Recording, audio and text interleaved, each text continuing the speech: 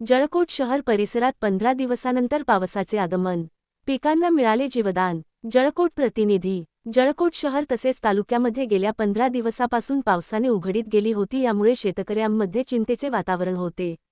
हातातोंडाशी आलेला घास हिरावून जातो की काय अशी शक्यता निर्माण झाली होती।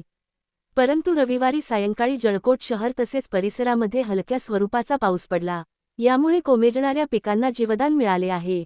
जळकोट शहर तसेच परिसरामध्ये शेतकऱ्यांनी यावर्षी मूग तसेच सोयाबीन या पिकाची पेरणी केली होती। सध्या अनेक शेतकऱ्यांच्या मुगाला शेंगा लगडल्या आहेत, या भरण्यासाठी पावसाची गरज होती। तसेच सोयाबीन देखील फुलोऱ्यामध्ये आहे, यामुळे फुलाची गळ होऊ नये तसेच लागलेल्या शेंगा भराव्यात यासाठी पावसाची गरज होती।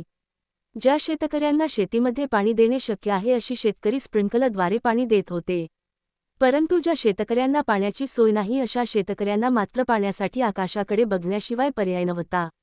जमिनीमधील ओलावा कमी झाला होता, यामुळे जमिनीला भेगा देखील पडत होत्या। परंतु 8 दिवसाच्या प्रचंड उष्णतेनंतर रविवारी सायंकाळी मध्यम स्वरूपाचा पाऊस बरसला, यामुळे काही अंशी जळकोट परिसरातील सोयाबीन तसेच मूग पिकास जीवदान मिळाले।